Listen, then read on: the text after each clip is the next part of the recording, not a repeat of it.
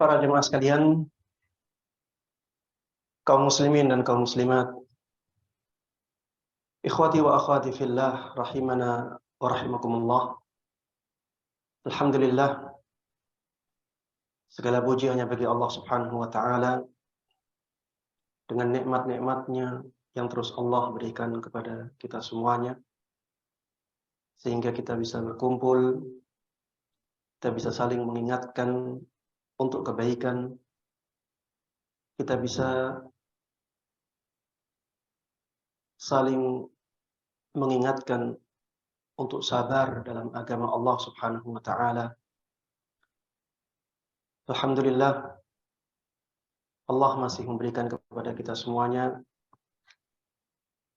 umur yang dengannya kita bisa mengumpulkan bekal akhirat.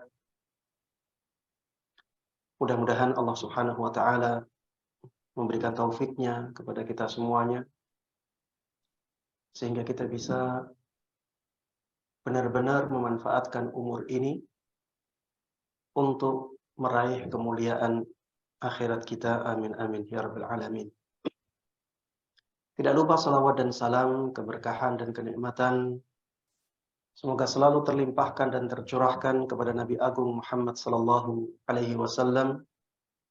Begitu pula kepada seluruh keluarga beliau, seluruh sahabat beliau, dan seluruh kaum muslimin yang mengikuti beliau dan para sahabatnya dengan baik hingga hari akhir nanti. Jamaah sekalian, rahimana wa rahimakumullah.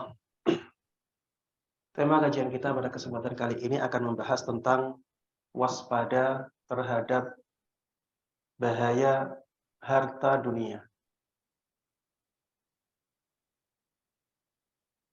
Harta, jamaah sekalian rahimana wa rahimakumullah, atau kenikmatan dunia ini di satu sisi dia nikmat, di sisi lain dia fitnah. Allah Subhanahu wa taala mengatakan di dalam Al-Qur'an, wa'lamu annama amwalukum wa auladukum fitnah. Ketahuilah bahwa sesungguhnya harta-harta kalian dan anak-anak kalian adalah fitnah. Fitnah itu godaan. Arti fitnah di sini adalah godaan. Godaan yang bisa menggoda kalian melakukan keburukan.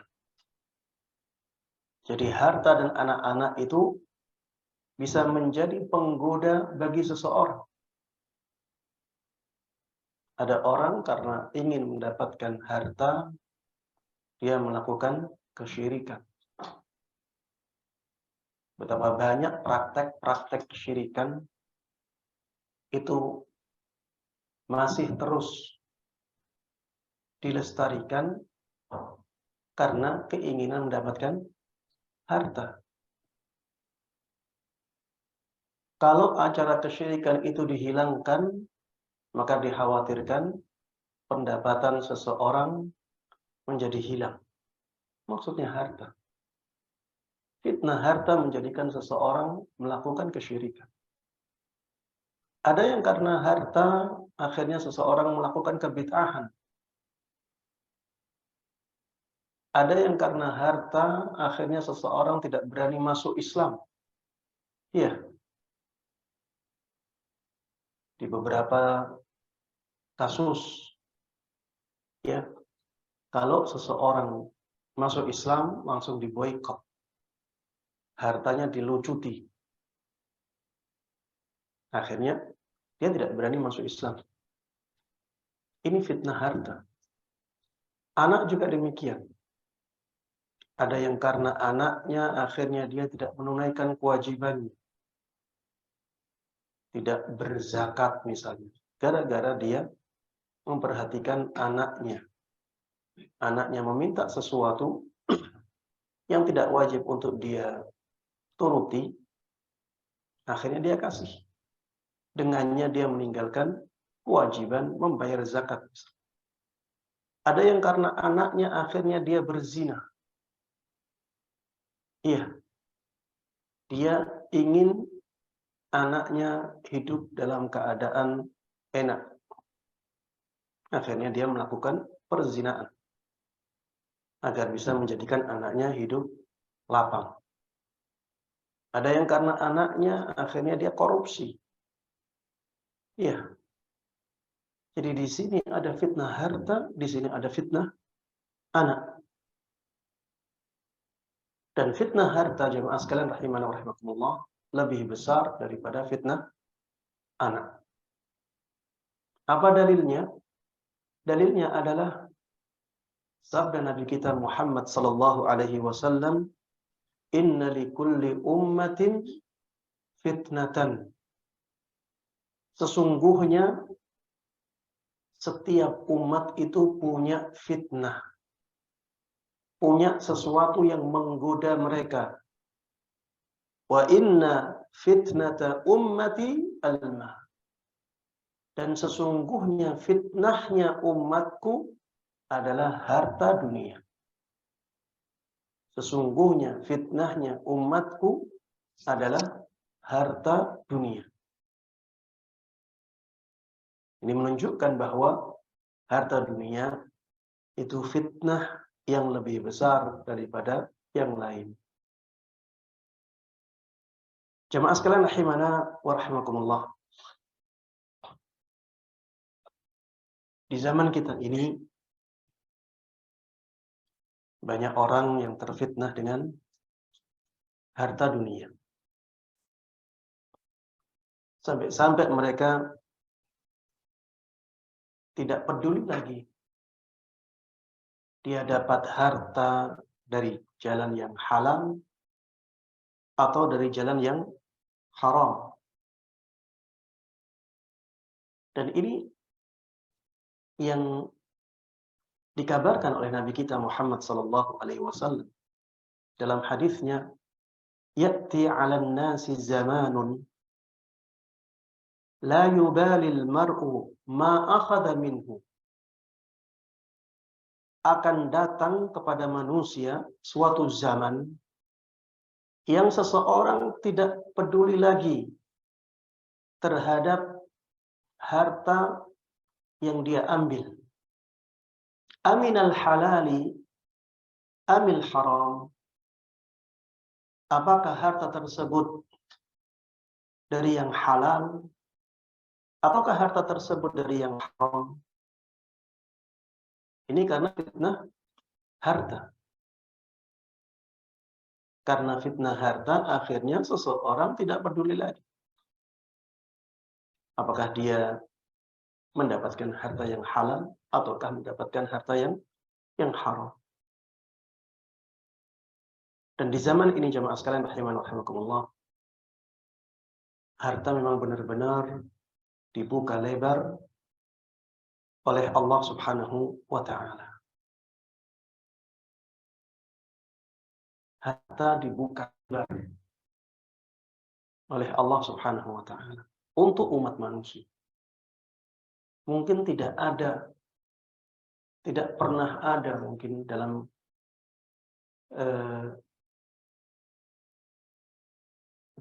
kehidupan manusia yang harta itu dibuka seperti zaman kita ini. Semuanya seakan-akan dikeluarkan untuk manusia oleh Allah Subhanahu wa taala. Kita bisa bayangkan ya, orang-orang di zaman dulu, raja pun itu tidak mungkin bisa mempunyai tunggangan yang kecepatannya seperti orang-orang di zaman ini. Ya, orang di zaman sekarang bukan raja saja, banyak yang punya Alfa. Nyaman. Dulu di zaman raja pun tidak ada yang seperti itu. Ada AC-nya. Orang di zaman ini, ya, bukan raja pun bisa terbang. Di zaman dulu raja pun tidak bisa terbang. Orang di zaman ini, ya, orang-orang biasa pun kain pakaiannya itu bisa jauh lebih baik daripada kainnya raja di zaman dahulu. Ini perbandingan yang sangat luar biasa. Kita bandingkan antara raja di zaman dulu dengan orang biasa di zaman sekarang. Bagaimana kalau perbandingannya dibalik dengan misalnya presiden atau raja di zaman ini dengan orang biasa di zaman dulu? Tentunya semakin jauh sekali. Jamaah sekalian rahimana wa rahimakumullah. Orang di zaman dulu kalau ingin mendinginkan ruangan, dia kesusahannya. Paling dia akan mengandalkan air. Atau dia akan mengandalkan air dari pegunungan untuk diambil udaranya ke tempat dia. Dan itu pun jarang sekali. Di zaman kita ini setiap rumah bisa jadi ada AC-nya. Bahkan di satu rumah banyak AC-nya. Kosmetik di zaman kita sangat jauh dengan kosmetik di zaman dahulu. Intinya, harta dunia di zaman kita ini benar-benar dibuka lebar oleh Allah Subhanahu wa Ta'ala. Dan inilah yang ditakutkan oleh Nabi kita Muhammad Sallallahu Alaihi Wasallam. Rasulullah khawatir. Kenapa? Karena kalau dibuka lebar harta ini untuk umat Rasulullah Sallallahu Alaihi Wasallam, banyak yang akhirnya apa? Terfitnah. Banyak yang akhirnya tergoda. Rasulullah Sallallahu Alaihi Wasallam dahulu pernah bersabda, "Wallahi mal faqru akhsha alaikum." Demi Allah, bukan kefakiran yang aku khawatirkan atas kalian. Bukan kefakiran yang aku khawatirkan atas kalian. Wa innama akhsha an tubsata alaikumud dunya. Walakinni akhsha an tubsata alaikumud dunya. Akan tetapi yang aku khawatirkan adalah ketika dunia itu dibuka lebar untuk kalian. Kama busitat ala man kana qablakum. Sebagaimana dunia tersebut pernah dibuka lebar untuk orang-orang sebelum kalian. Fatanafasuha kama tanafasuha. Akhirnya kalian berlomba-lomba untuk mendapatkannya. Sebagaimana orang-orang di zaman dahulu berlomba-lomba untuk mendapatkannya. Wa tuhlikakum kama ahlakathum. Dan akhirnya harta tersebut membinasakan kalian sebagaimana harta tersebut telah membinasakan orang-orang di zaman dahulu. Inilah fitnah harta. Fitnah harta yang sangat ditakutkan oleh Nabi kita Muhammad sallallahu alaihi wasallam menimpa umat beliau. Jemaah sekalian rahimana wa rahimakumullah. Wajar apabila manusia senang kepada harta. Karena memang harta itu manis. Harta itu tampak hijau, tampak indah. Rasulullah sallallahu alaihi wasallam sudah katakan hal tersebut. Ya. Rasulullah sallallahu alaihi wasallam menyatakan, "Inna hadzal mal khadiratun hulwa." Sesungguhnya harta ini itu hijau dan manis. Maksud dari hijau, indah. Orang Arab itu kalau ingin menyebutkan indah, ya bisa dengan warna hijau. Orang Arab itu kalau lihat pemandangan-pemandangan yang hijau, itu tidak seperti kita melihatnya. Karena kita sudah terbiasa. Orang Arab di sana, ya tanahnya tandus. Kalau melihat hijau itu indah sekali. Harta dunia seperti itu. Hullah, khadirah, manis, dan dia itu berwarna hijau, maksudnya sangat menarik sekali. Dan manusia itu jamaah sekalian rahimanallah, kalau sudah terfitnah dengan dunia, dia tidak akan kenyang dengan dunia. Tidak akan kenyang. Tidak akan ada habisnya.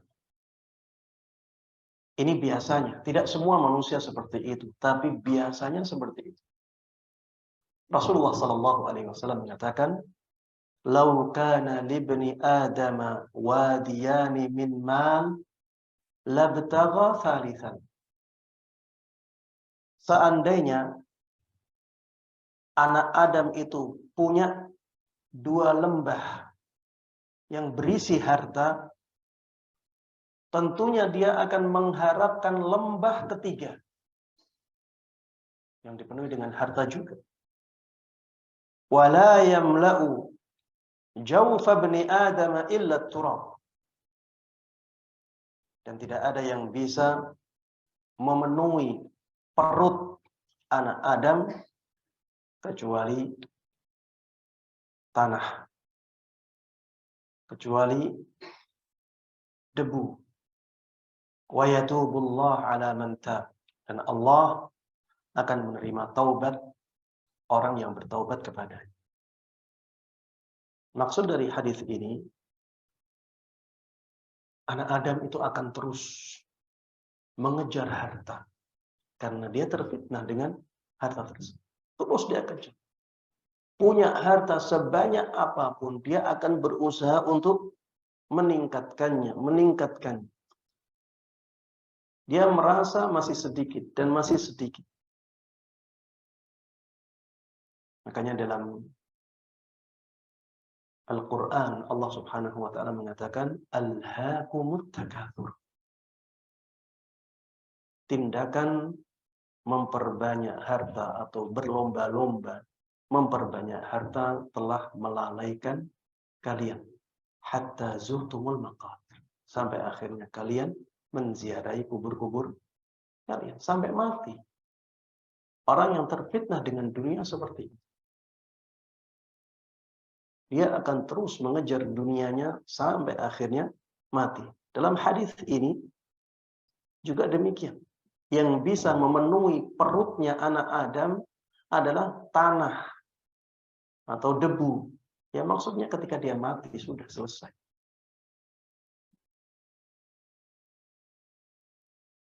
Dan kita diperintahkan oleh Allah Subhanahu wa taala untuk kembali mengingat Allah Subhanahu wa taala. Kalau kita terfitnah dengan dunia, maka kembalilah. Karena Allah Subhanahu wa taala masih terus menerima taubatnya orang yang bertaubat kepadanya. Jemaah sekalian rahimana wa rahimakumullah, membahas tentang fitnah dunia ini sangat penting agar kita bisa terhindar dari bahaya atau fitnah harta. Dan mudah-mudahan kita bisa terus istiqamah di atas agama Allah Subhanahu wa taala dan menjadikan akhirat kita sebagai tujuan utama hidup kita di dunia. Jamaah sekalian rahimana wa rahimakumullah. Rasulullah sallallahu alaihi wasallam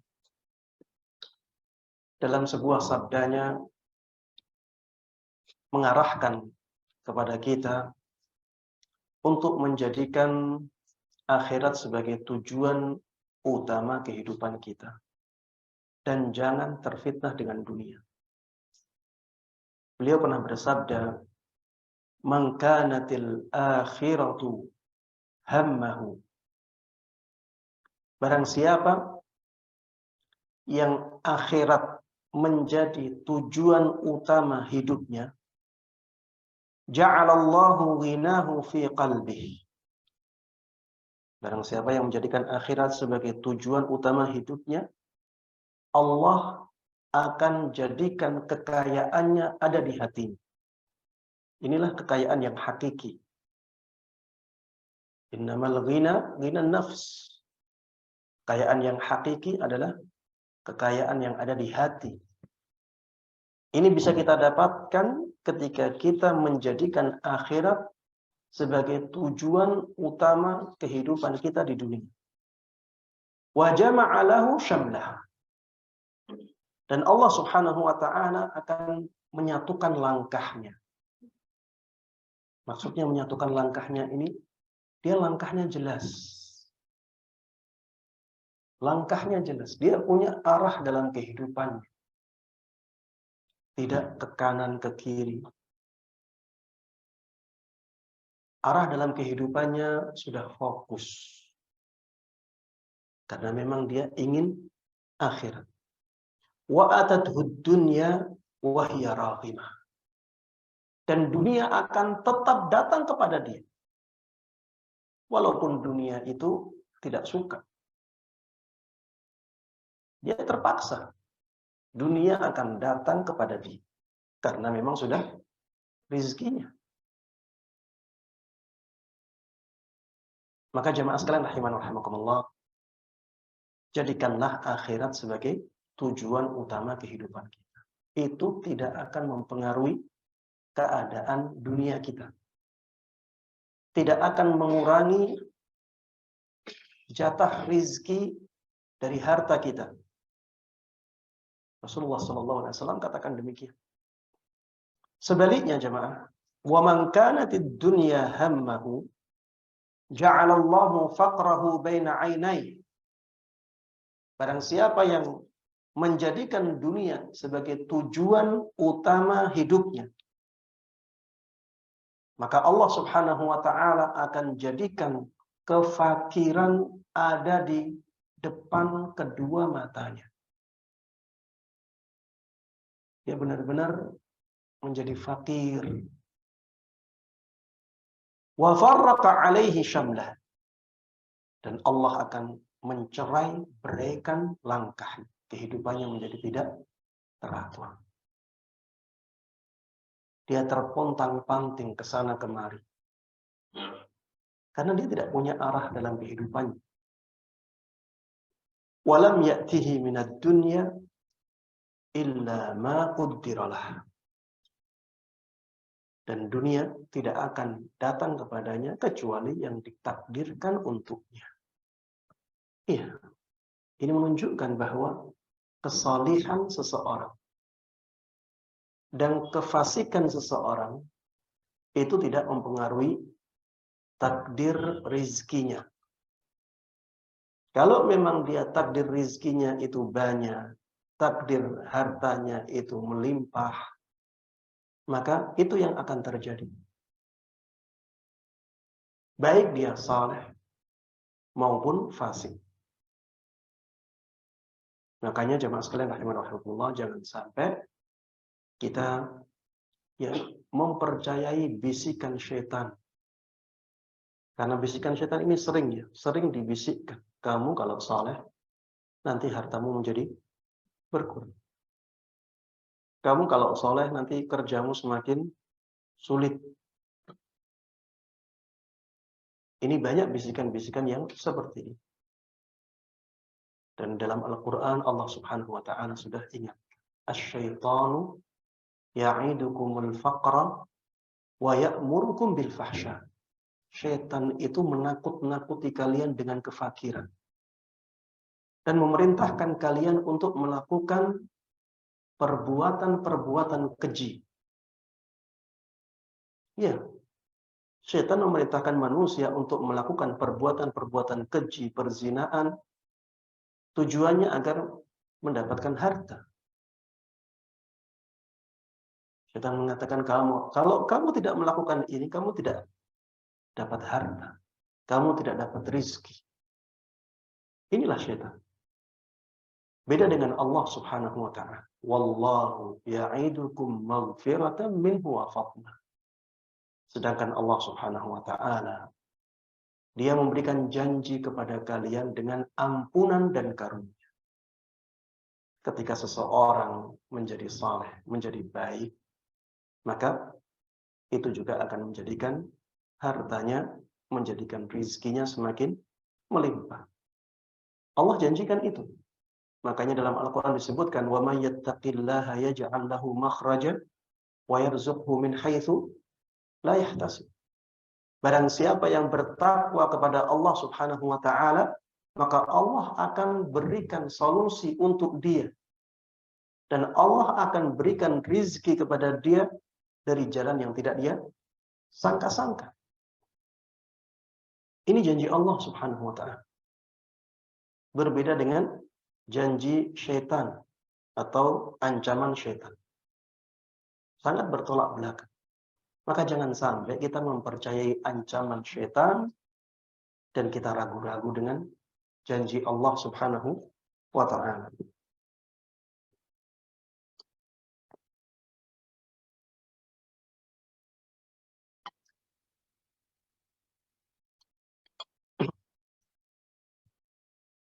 Jamaah sekalian rahimani rahimakumullah. Termasuk di antara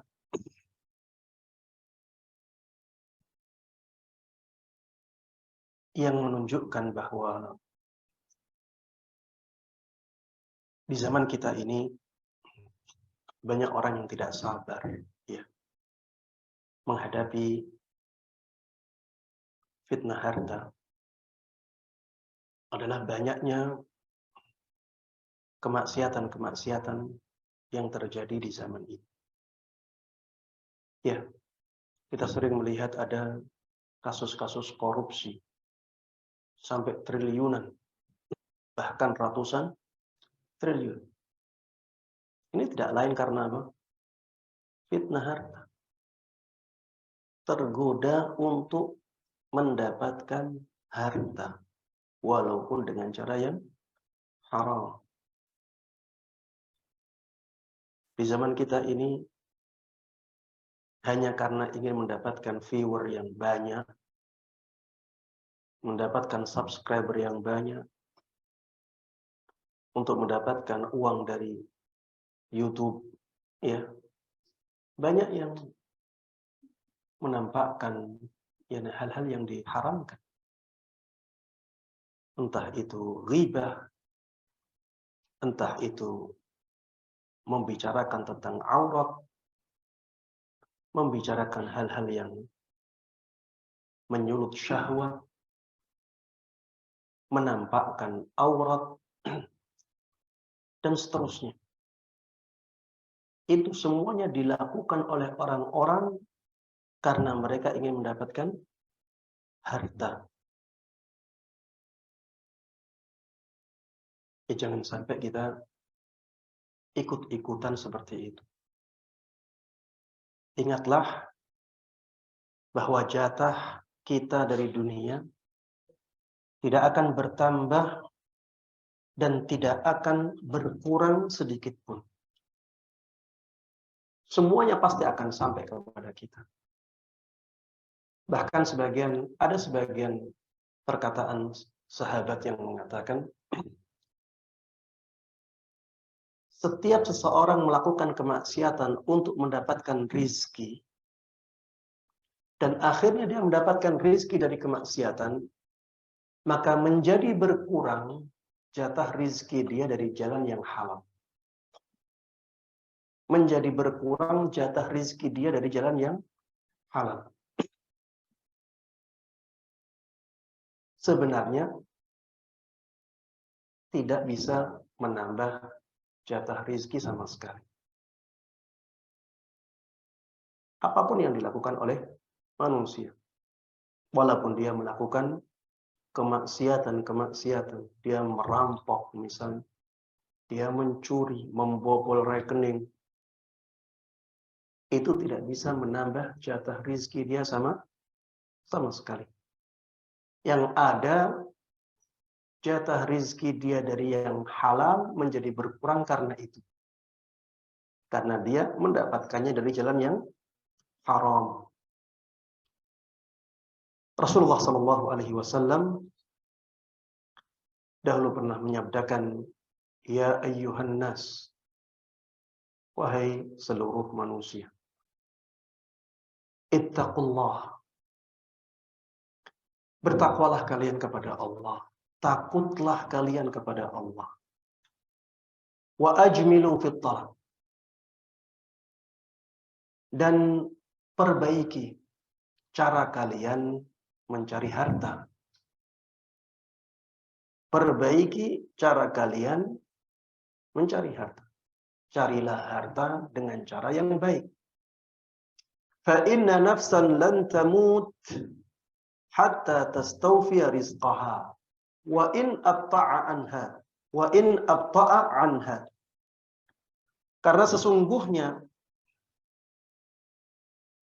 seseorang tidak akan mati sampai rizkinya dia ambil secara sempurna. Walaupun agak telat, tapi dia akan ambil semua. Fattaqullah wa ajmilu fit talab.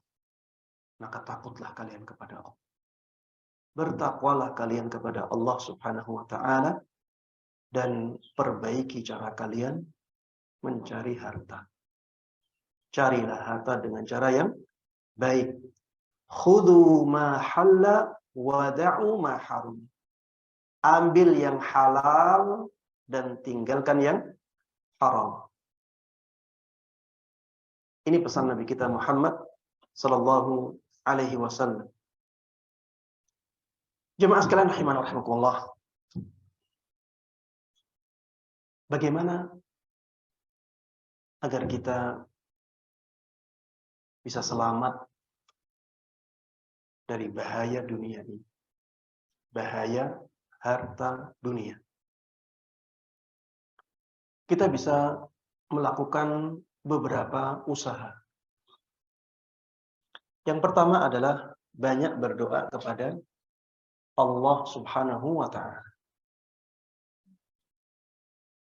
Banyak berdoa kepada Allah Subhanahu wa taala agar kita tidak terfitnah dengan dunia.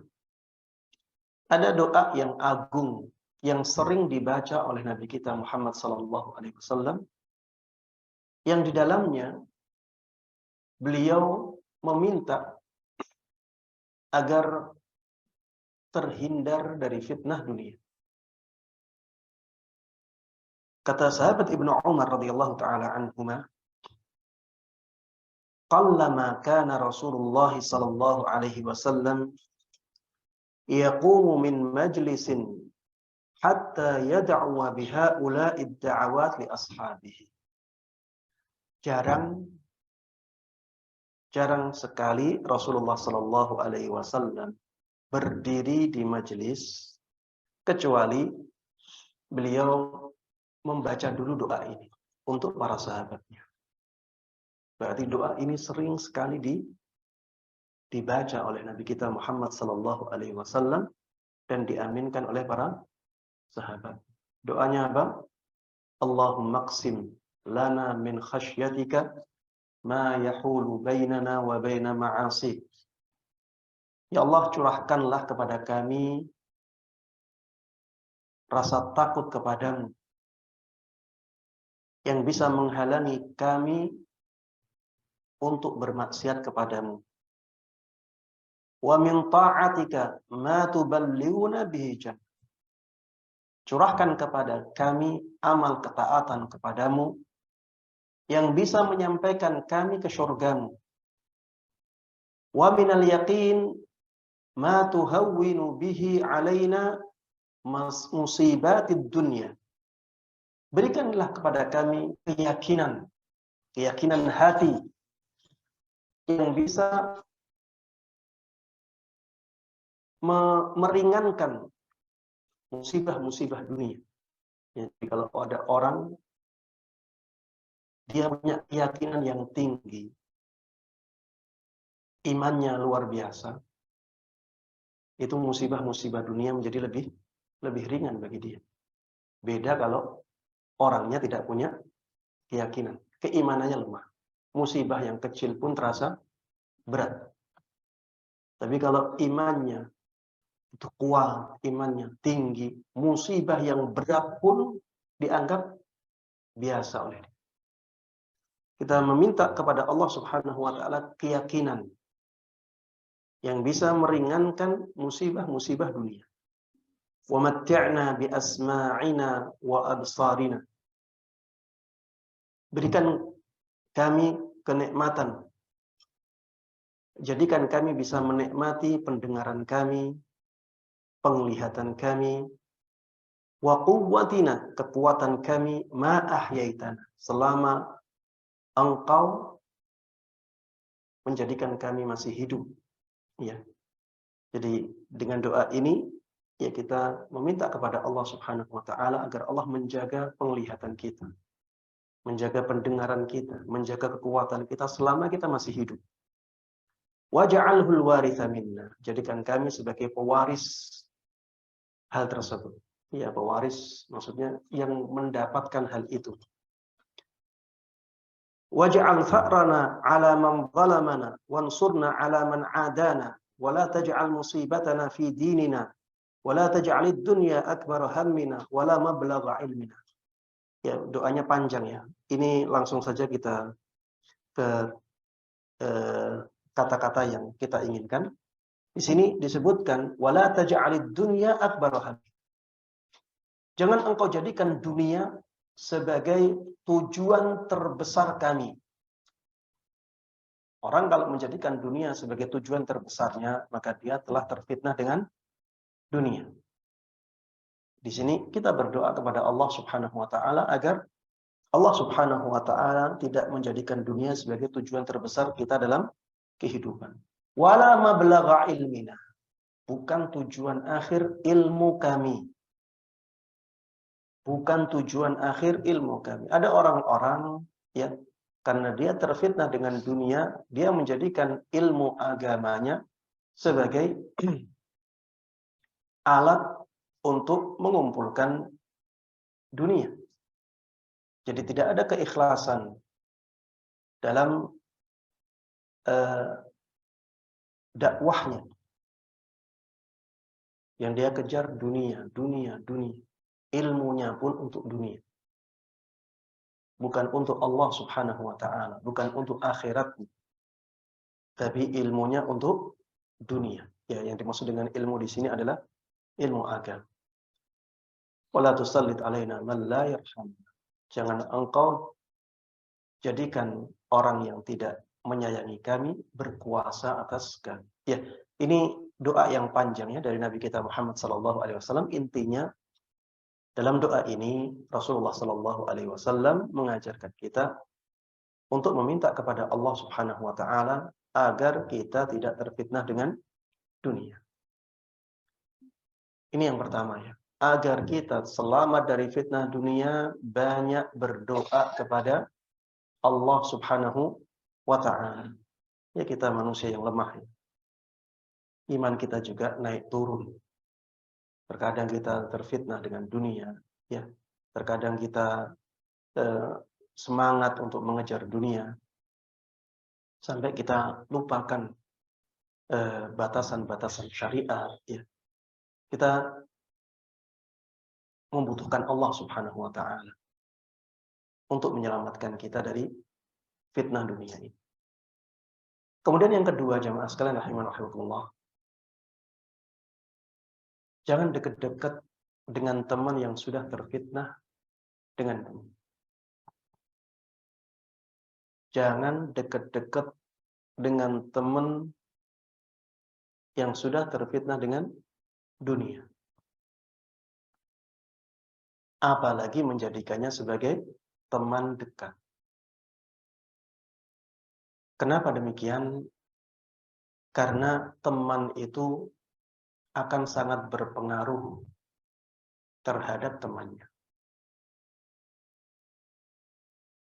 Kalau dia sudah terfitnah dengan dunia, maka itu akan mempengaruhi orang yang dekat dengannya. Orang yang dekat dengannya juga akan terfitnah dengan dunia. Setiap hari yang jadi topik pembahasan adalah dunia, dunia, dunia. Orang-orang yang seperti ini sebaiknya kita jauh.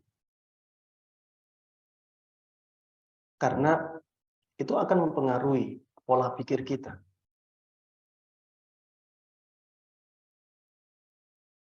Dunia itu jamaah sekalian rahimani wa rahimakumullah. Ya saat kita ada di dunia saja.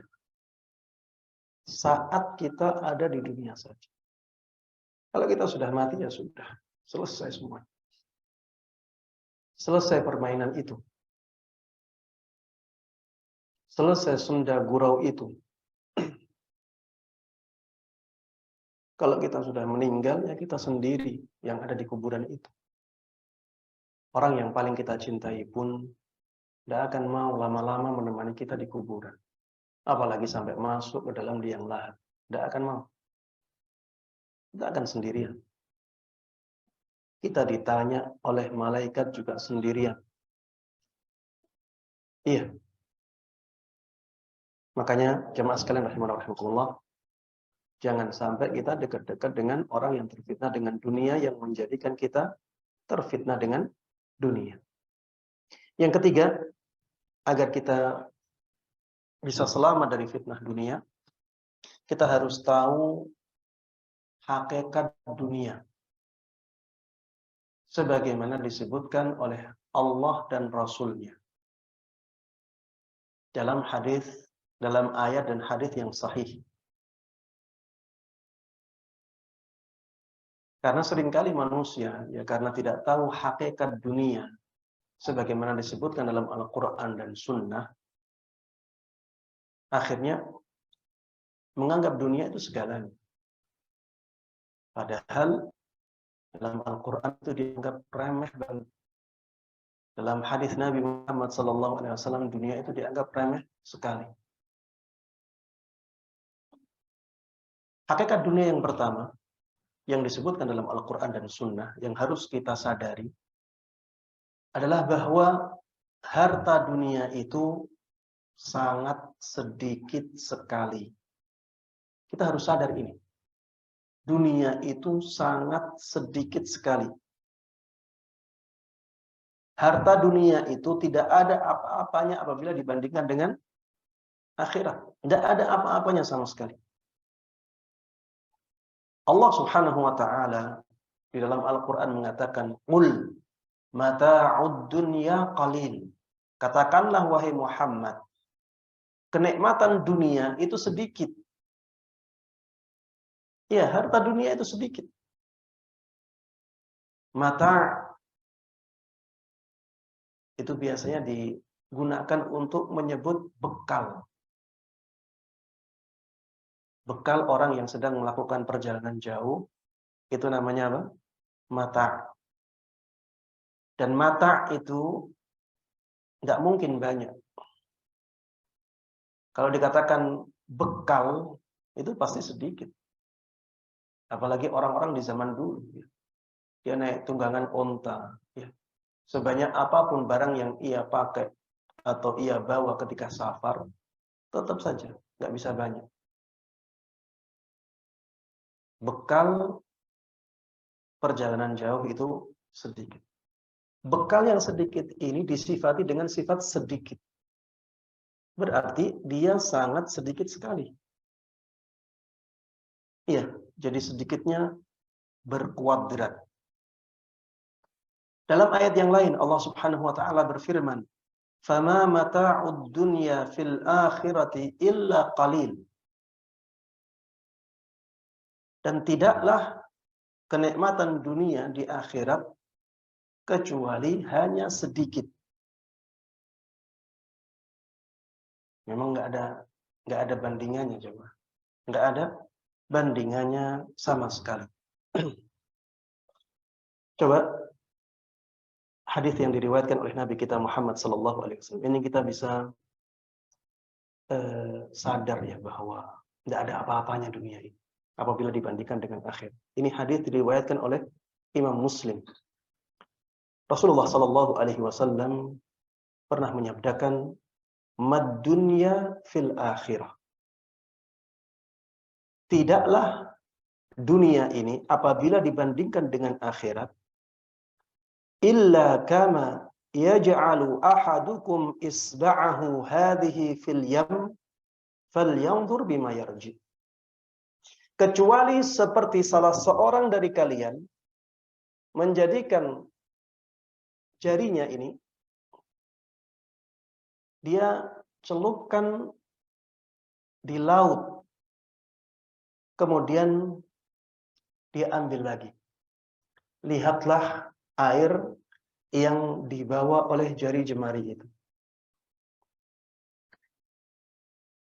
Jadi satu jari dimasukkan ke laut, kemudian diangkat lagi. Ada air yang menempel di jari itu? Jawabannya ada.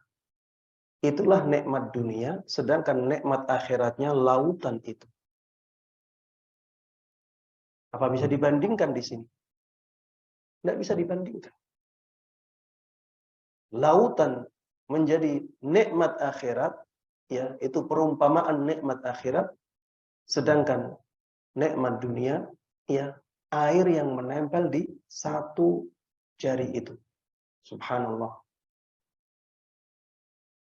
Makanya jemaah sekalian rahimana rahimakumullah, ya, sadarilah hal ini agar kita ya tidak mudah terfitnah oleh dunia. Dalam hadis yang lain, ini hadis yang masyhur, "Lau kanatid dunya ta'dilu 'indallahi janaha ba'udah, ma saqa kafiran minha syarbata ma." Seandainya dunia seisinya di sisi Allah Subhanahu wa taala itu sebanding dengan satu sayap nyamuk, maka tentunya Allah Subhanahu wa taala tidak akan memberikan minum kepada orang kafir walaupun hanya satu teguk minuman. Walaupun hanya satu teguk minuman. Itu kalau dunia seisinya ini sebanding dengan satu sayap nyamuk. Tapi Allah Subhanahu wa taala ngasih banyak sekali untuk orang-orang kafir di dunia ini. Itu menunjukkan bahwa dunia ini di sisi Allah tidak sebanding, bahkan dengan satu sayap nyamuk saja tidak sebanding. Saking sedikitnya apabila dibandingkan dengan akhirat. Jamaah sekalian rahimana wa rahimakumullah. Ada hadis yang menjelaskan tentang orang yang terakhir keluar dari neraka.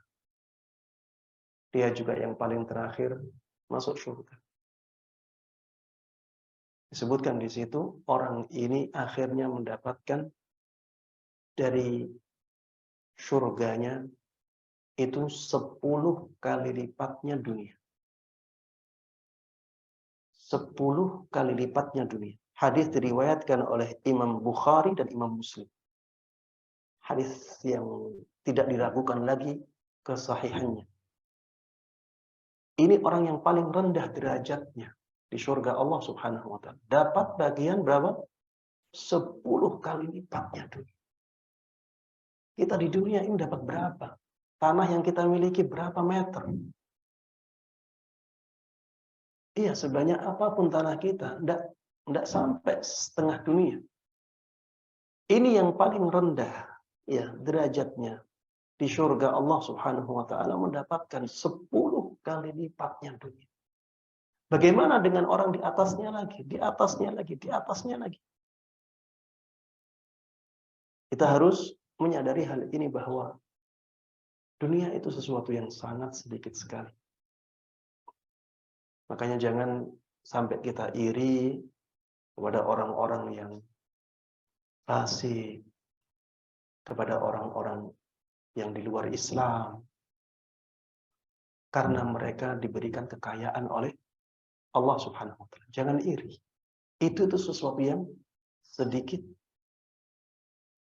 Dan Allah Subhanahu wa taala telah berikan pesan ini di dalam Al-Qur'an. Di surat Al-Imran ayat 196 197. Allah katakan, la yaghurrannaka taqallubul ladzina kafaru fil bilad. Jangan sampai memperdayamu keadaan orang-orang kafir yang melalang buana di muka bumi. Orang-orang kafir yang mereka sukses di muka bumi ini. Jangan sampai engkau terperdaya dengan mereka. Alasan Allah apa? Mata'un qalil. Alasan Allah karena itu adalah kenikmatan dunia yang sedikit. Ini juga sama dengan tadi. Mata adalah bekal orang yang melakukan perjalanan jauh. Dan itu sedikit. Kalau yang sedikit dikatakan sedikit berarti sangat sedikit sekali. Tsumma wahum jahannam. Dan setelah itu tempat kembali mereka adalah neraka jahannam wa bi'sal mihad. Dan itu adalah seburuk-buruk tempat kembali.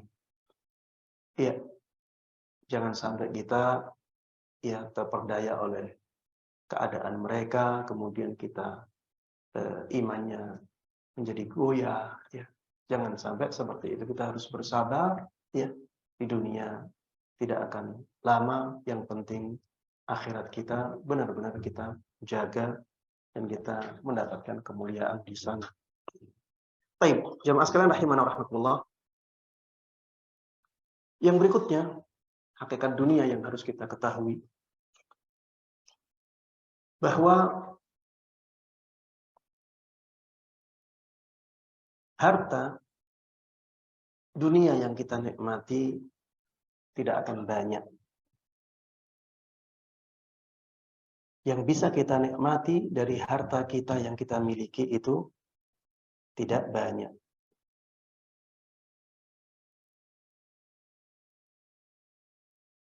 Karena kita manusia punya keterbatasan untuk memanfaatkan harta. Walaupun kita punya 100 rumah, maka yang bisa kita ambil manfaatnya ya rumah yang kita tempati. Begitu pula makanan.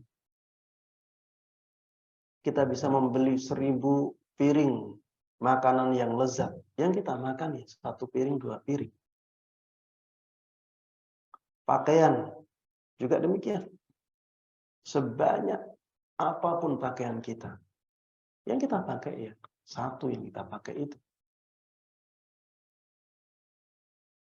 Itu yang kita bisa gunakan dari rizki, dari harta yang Allah titipkan kepada kita. Itu cuma suara saja. Cuma angka-angka saja.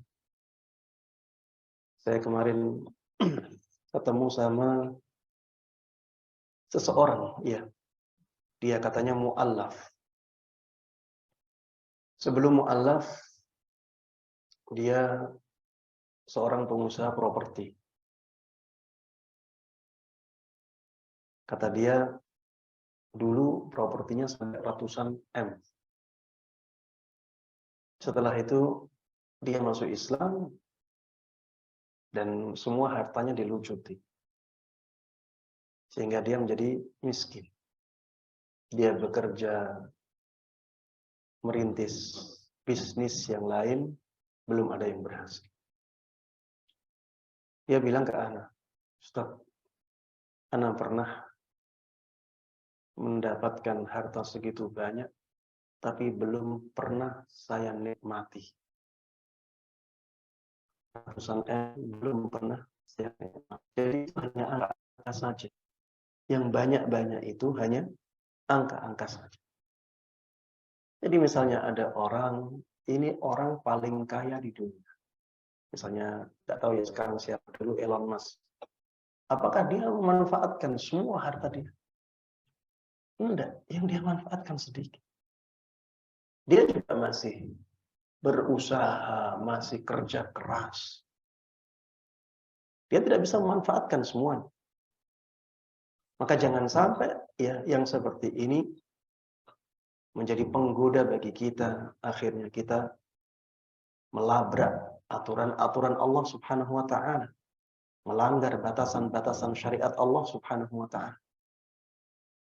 Rasulullah Shallallahu Alaihi Wasallam dahulu pernah bersabda, yaqulul abdu mali mali. Seorang hamba biasa mengatakan, ini hartaku, itu hartaku. Innama lahu min malihi thalas. Padahal yang dia dapatkan dari harta hanya 3 saja. Yang dia dapatkan dari hartanya hanya 3 saja. Yang pertama, ma'akala fa'afna. Sesuatu yang dia makan, kemudian dihabiskan. Makan banyak tidak? Tidak banyak. Makan sedikit. Orang kaya, orang miskin, perutnya, ukurannya sama. Lidahnya juga sama. Yang kedua, aula bisa fa'abla. Harta dia yang kedua yang dia dapatkan adalah yang dia pakai dan akhirnya rusak. Iya, yang dia pakai juga sedikit. Yang dia pakai juga sedikit. Tidak bisa dipakai semua baju. Ya malah lucu ya. Dia punya 1000 baju dipakai dalam satu waktu. Ini malah lucu. Dan malah tidak bisa menikmati nikmat baju itu. Faktana. Yang ketiga adalah harta yang dia kasihkan kepada orang lain, dia sedekahkan, dan itulah yang tersimpan. Itulah yang dia simpan untuk akhirat. Inilah 3 harta yang dinikmati oleh seseorang. Yang lainnya tidak bisa dia nikmati. Rasulullah SAW mengatakan, wa ma siwa dzalika fahuwa dzahibun. Yang selain 3 ini pasti akan hilang. Pasti akan pergi. Wa tarikuhu linnas. Dia pasti akan meninggalkannya untuk manusia. Iya, kalau dia mati langsung diwariskan. Yaitu yang akan dia tinggalkan. Ya sebanyak apapun harta seseorang, kalau dia mati ya sudah. Harta yang dia tinggalkan akan diwarisi oleh orang setelahnya. Kemudian jamaah sekalian rahimanallah, agar kita tidak terfitnah dengan dunia. Dan kita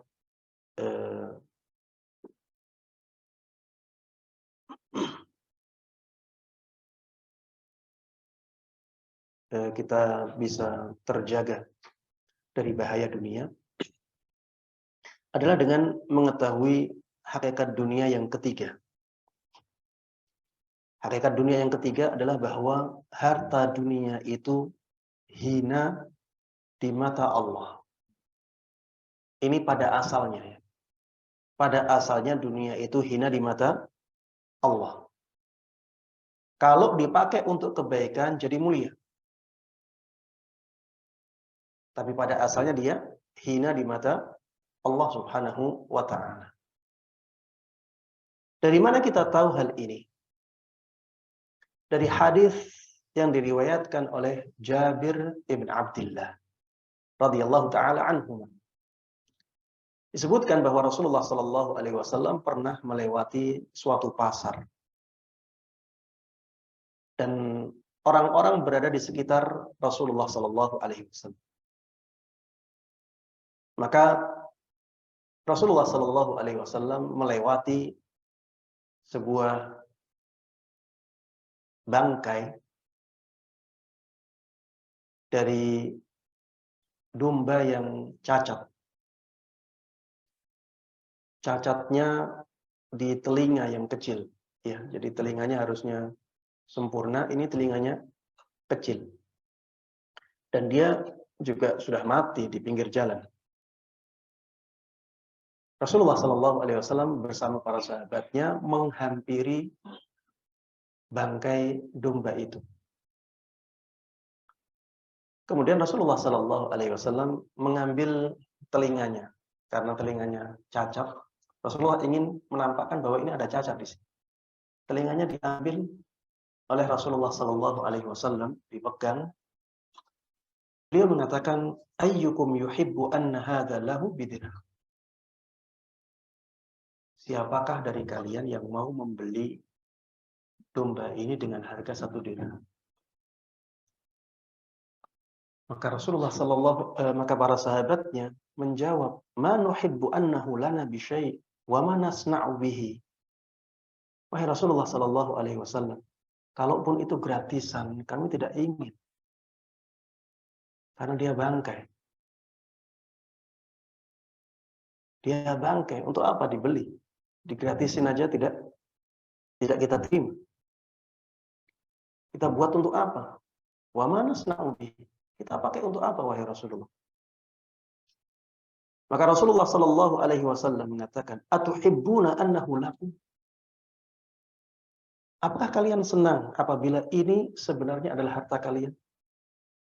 Maksudnya, apakah kalian senang kalau domba ini yang mati ini milik kalian?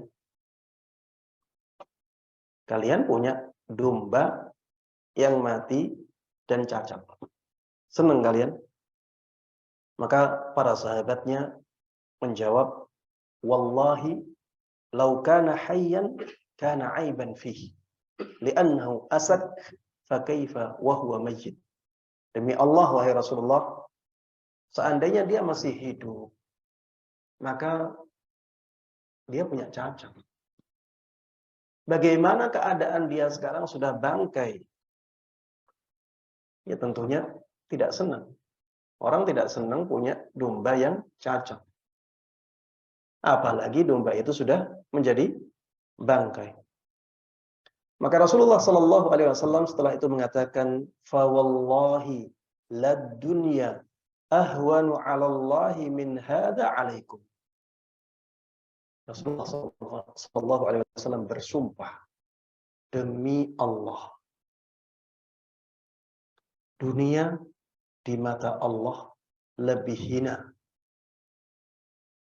daripada hinanya kambing ini di mata kalian. Dunia di mata Allah lebih hina daripada hinanya kambing ini di mata kalian. Ya, kita harus tahu hal ini jemaah sekalian rahimanallah, dan kita sadari dengan sadar agar apabila datang godaan-godaan dari dunia, kita bisa kuat menghadapinya. Kita diperintahkan untuk mencari rezeki. Kita juga dipuji dalam syariat ketika kita makan dengan tangan kita sendiri. Kita dipuji oleh syariat ketika kita melakukan ketaatan dengan harta kita. Tapi jangan sampai kita lalai bahwa mencari harta juga harus dengan cara yang dihalalkan. Ya. Baik, sekalian rahimanallah. Hakikat yang keempat tentang harta dunia. Harta dunia itu hanya sebentar bersama kita. Harta dunia itu hanya sebentar bersama kita. Kebersamaan kita dengan harta kita itu tidak lama. Apalagi harta-harta yang besar-besar. Harta-harta yang besar-besar itu biasanya didapatkan oleh seseorang di akhir masa hidupnya. Umur 40, umur 45, umur 50, dia baru bisa dapat rumah yang bagus, ya. Setelah itu nggak lama. Umur 50, umur 60 sudah kesehatannya. Ya nggak lama. Maka jangan sampai harta yang kebersamaannya dengan kita itu tidak bisa lama, itu malah menjadi penggoda kita yang menggoyahkan kita dari keimanan kita, menggoyahkan kita dari keistiqomahan kita di dalam agama ini. umur kita ya kebanyakan 60 sampai 70 tahun. Sebagaimana disabdakan oleh Nabi kita Muhammad sallallahu alaihi wasallam, a'maru ummati ma baina sittina ila sab'in. Umurnya umatku antara 60 sampai 70 tahun. Wa aqalluhum man yajuzu dzalik. Dan yang paling sedikit adalah yang melewati umur ini. Jadi sedikit yang melewati umur 70 apabila dibandingkan dengan orang yang meninggal sebelum. Kebanyakan orang seperti itu. Sehingga ya, kita tidak akan lama bersama harta. Yang kita selama-lamanya bersama dia adalah amalan kita. Amalan baik akan selalu bersama kita. Begitu pula amalan buruk akan kita bawa terus. Maka jangan sampai ya kita terlena, tergoda, terfitnah oleh dunia yang hanya sebentar dalam membersamai kita. Jamaah sekalian rahiman rahimakumullah. Hakikat dunia yang kelima dan ini yang terakhir yang bisa saya sampaikan di sini agar kita benar-benar bisa menjaga diri dari fitnah dunia, fitnah harta. Ingat-ingatlah bahwa harta itu banyak menipu. Dunia itu banyak menipu. Yang kelihatan tidak seperti hakikatnya. Allah Subhanahu wa taala di dalam Al-Qur'an surat Al-Imran ayat 185 Allah berfirman, "Wa mal hayatud dunya illa mata'ul ghurur." Kehidupan dunia hanyalah kesenangan yang menipu. Hanyalah kenikmatan yang menipu. Jadi dunia itu banyak menipu jemaah. Kelihatannya harta itu membahagiakan. Orang miskin mungkin banyak yang melihat seperti itu. Bahwa orang yang punya harta banyak, dia akan bahagia. Karena apa? Karena orang miskin kalau dikasih harta itu bahagia. Akhirnya dia menganggap bahwa orang kaya yang hartanya banyak itu bahagia. Padahal sebenarnya tidak demikian. Bisa jadi orang miskin lebih bahagia daripada orang kaya. Ini menipu ya. Kelihatannya membahagiakan, ternyata sebenarnya tidak demikian. Yang menjadikan orang bahagia adalah ketaatan dia kepada Allah Subhanahu wa taala. Hati itu bahagianya ya dengan zikir. Ala bidzikrillahi tatmainnul qulub. Ingat-ingatlah hanya dengan berzikir kepada Allah hati menjadi tenang. Ingat-ingatlah hanya dengan berzikir kepada Allah hati menjadi tenang. Jadi hanya berzikir yang menjadikan hati seseorang tenang. Ya berzikir di sini masuk di dalamnya semua ketaatan kepada Allah Subhanahu wa taala. Semua ketaatan itu bisa dianggap sebagai zikir karena dia mengingatkan seseorang kepada Allah Subhanahu wa taala. Dunia itu banyak menipu jemaah. Makanan yang terlihat lezat misalnya. Ternyata di baliknya banyak mendatangkan penyakit. Di baliknya ya banyak tercampur ya sesuatu yang merugikan kesehatan. Ya. Makanan-makanan yang enak itu biasanya kandungan gulanya itu tinggi. Dan di situ ya penyakit mengintai kita. Olah-olahan, daging-daging olahan enak memang. Tapi ada penyakit-penyakit yang mengintai. Dunia itu banyak menipu. Kelihatannya enak. Tapi ternyata di balik itu banyak ketidakenakan yang akhirnya bisa timbul. Katanya daging babi itu sangat enak sekali. Iya, Ana nggak pernah nyoba. Tapi katanya yang sudah pernah makan, itu paling enak daging babi. Tapi di balik daging babi, banyak sekali ancaman-ancaman penyakitnya. Iya. Itulah tipuan dunia. Contoh lagi ya, seperti musik.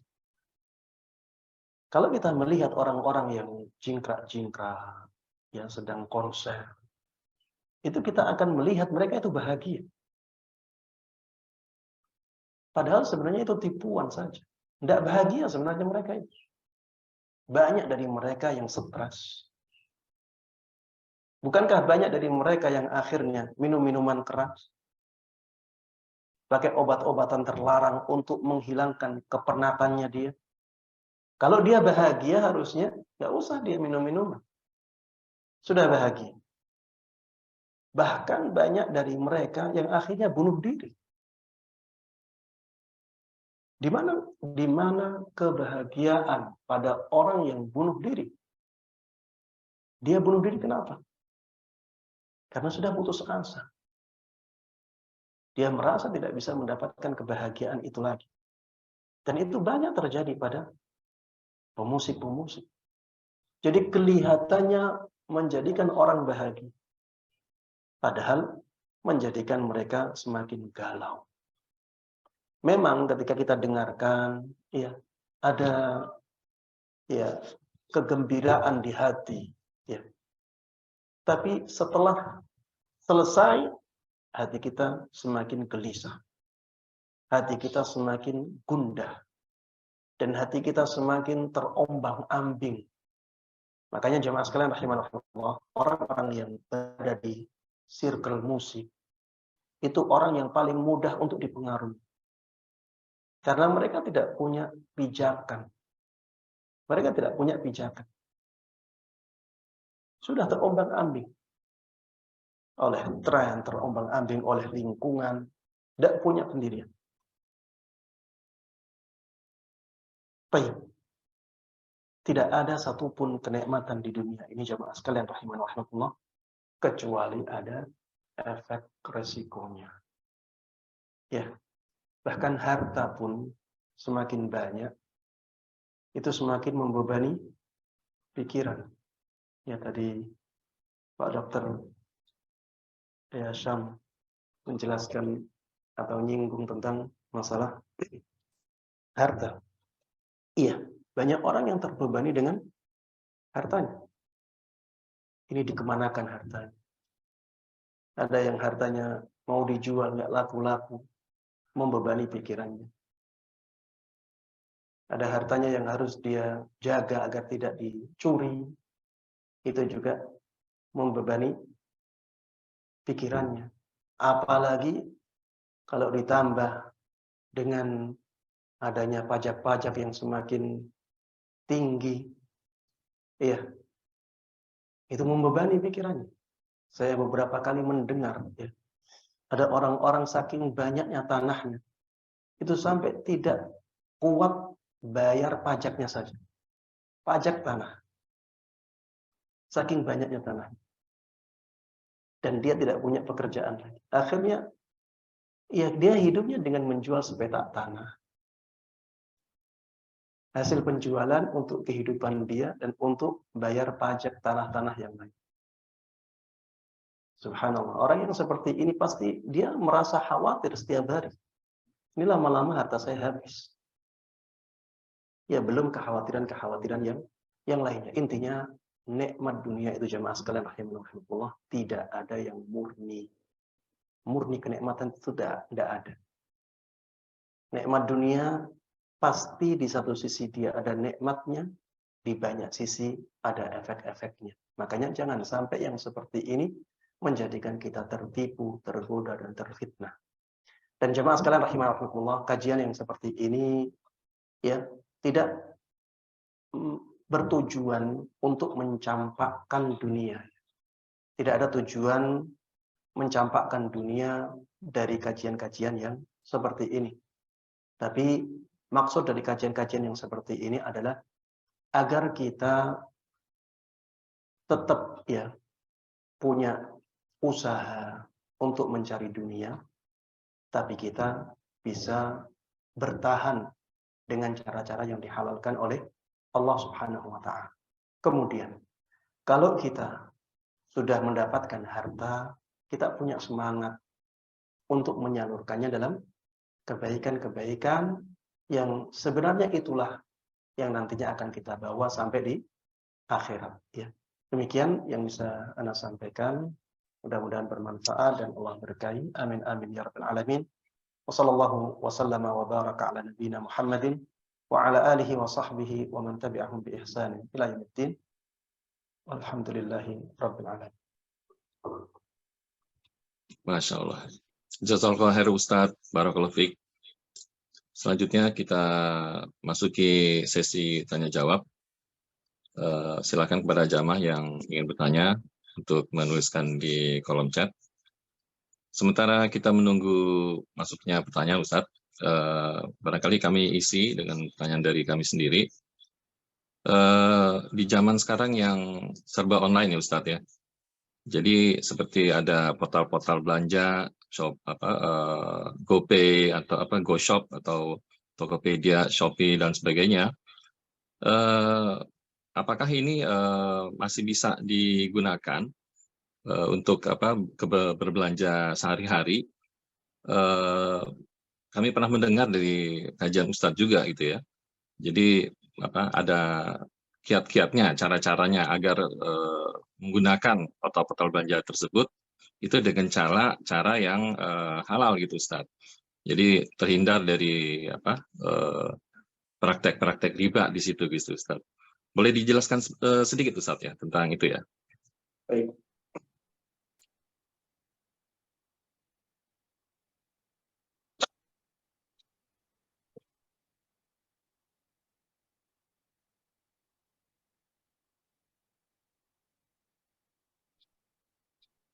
Ya, pembahasan tentang GoPay, ShopeePay, OVO, dan dompet virtual yang lainnya, ya.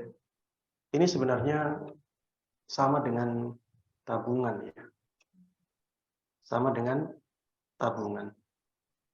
Kalau misalnya kita menggunakannya tanpa mendapatkan hadiah, ya, maka halal. Tanpa mendapatkan hadiah yang murni karena tabungan tersebut, maka halal. Kalau misalnya kita mendapatkan hadiah karena tabungan itu murni, maka menjadi tidak halal. Seperti misalnya ya, saya misalkan, kalau di Shopee, kita punya ShopeePay.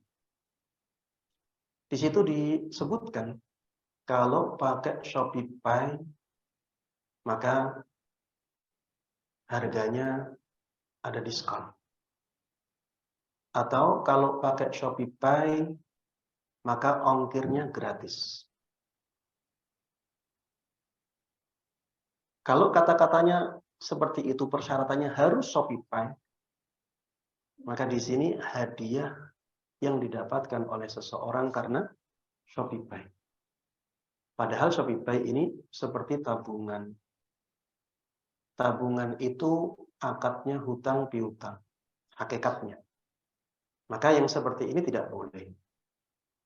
Beda dengan kita pakai ShopeePay atau tidak pakai ShopeePay, tidak ada diskon. Maka boleh. Atau kita pakai ShopeePay atau pakai COD atau pakai cash atau transfer, maka ada diskon. Maka boleh. Karena ini hadiahnya bukan karena ShopeePay-nya. Memang mereka ingin memberikan umum ya, memberikan hadiah secara umum. Berarti bukan karena Shopee Pay. Begitu pula ketika pilihannya dua. Shopee Pay dengan COD. Kalau pakai Shopee Pay dengan COD, ada potongan harga. Maka yang seperti ini ya masih dibolehkan ya, karena itu berarti bukan karena Shopee Pay-nya. Bukan karena Shopee Pay-nya. Itu masih umum ya, bukan khusus untuk Shopee Pay saja. Allahu a'lam. Ya intinya simpanan-simpanan seperti itu ya sama hukumnya dengan tabungan di bank ya. Kalau tidak ada bunganya, insya Allah dibolehkan. Tidak ada hadiahnya, insya Allah dibolehkan. Tapi hadiah yang dimaksud di situ adalah hadiah yang khusus dari dompet virtual saja. Wallahu a'lam. Baik, Ustaz. Boleh kami lanjutkan sedikit, Ustaz? Ada juga yang bertanya demikian. Kalau seandainya seperti dari portal belanja tersebut, mereka memang sudah memberikan satu keanggotaan atau member yang untuk bisa mendapatkan, sebentar ya, yang untuk bisa mendapatkan ongkir gratis selama sebulan. Tapi untuk bisa mendapatkan fasilitas tersebut, maka mereka menawarkan keanggotaan, gitu, keanggotaan khusus untuk mendapatkan fasilitas tersebut. Artinya dia bayar dulu keanggotaan tersebut untuk mendapatkan fasilitas ongkir gratis selama sebulan. Kalau itu bagaimana hukumnya, Ustaz?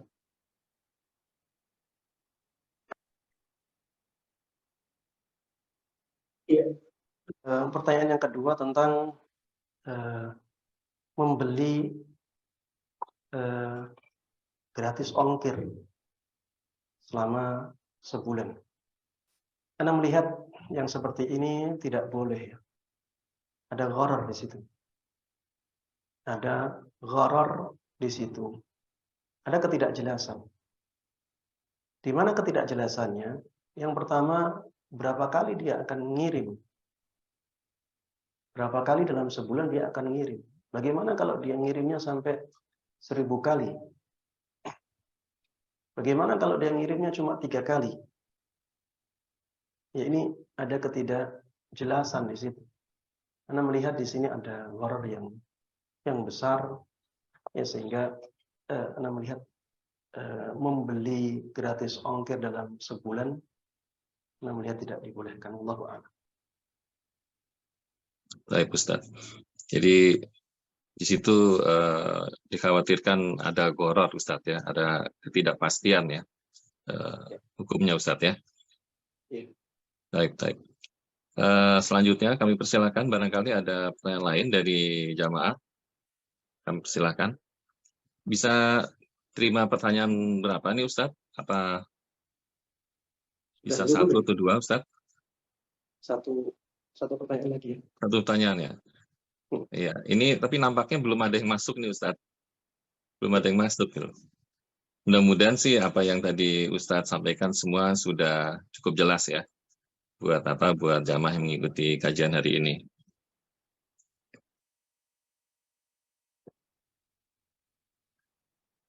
Kalau pertanyaan di luar tema, agak di luar tema sedikit, apa boleh Ustadz? Ya, silakan. Satu kali. Ya, Satu kali. Kami persilakan kepada jamaah deh. Kami persilakan kepada jamaah, jangan kami lagi yang bertanya. Apakah ada pertanyaan yang di luar tema buat jamaah? Silakan kalau ingin bertanya, segera dituliskan. Kita tunggu.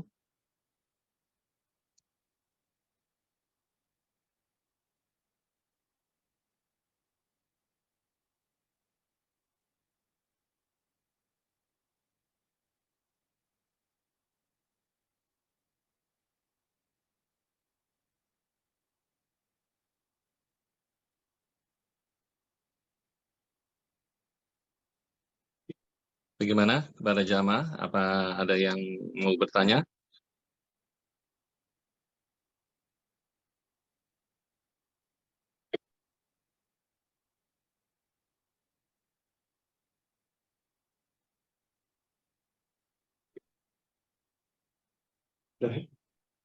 Nampaknya belum ada, Ustadz.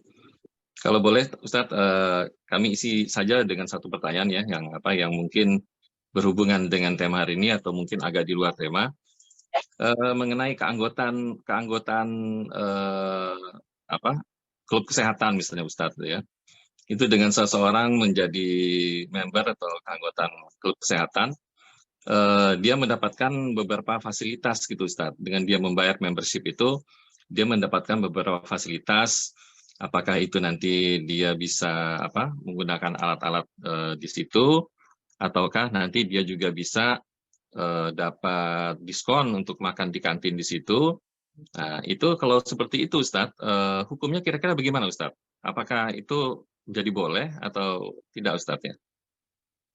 Iya, itu hampir sama dengan yang tadi. Memang ada beda pendapat di kalangan para ulama dalam masalah itu.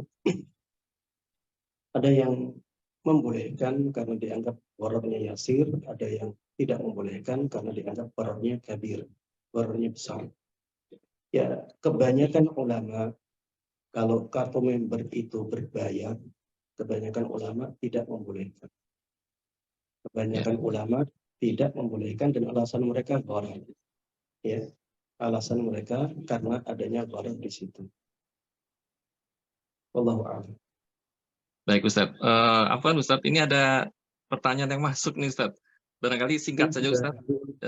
Ini mau bertanya dia, apakah sholat Jumat itu bisa dijamak qashar dengan sholat asar di waktu orang sedang safar, Ustadz?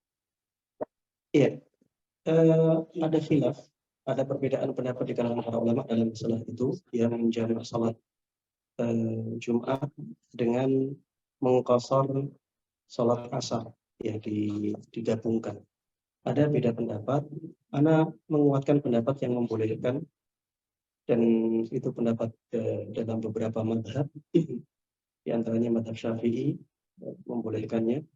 Namun kalau bisa ditinggalkan, ya maka tinggalkan lebih baik untuk keluar dari beda pendapat para ulama. Allahu a'lam. Baik, Ustadz. Ya, ini masuk lagi pertanyaan, apakah masih boleh saya bacakan, Ustadz? Sudah cukup, insya Allah. Sudah cukup. Masya Allah. Baiklah, Ustadz. Masya Allah, ini banyak sekali ilmu yang sudah kita dapatkan hari ini. Semoga semua ini dapat menambah khasanah keilmuan kita. Kami persilakan Ustadz barangkali untuk menutup majelis dengan doa kafaratul majelis. Baru Ustadz.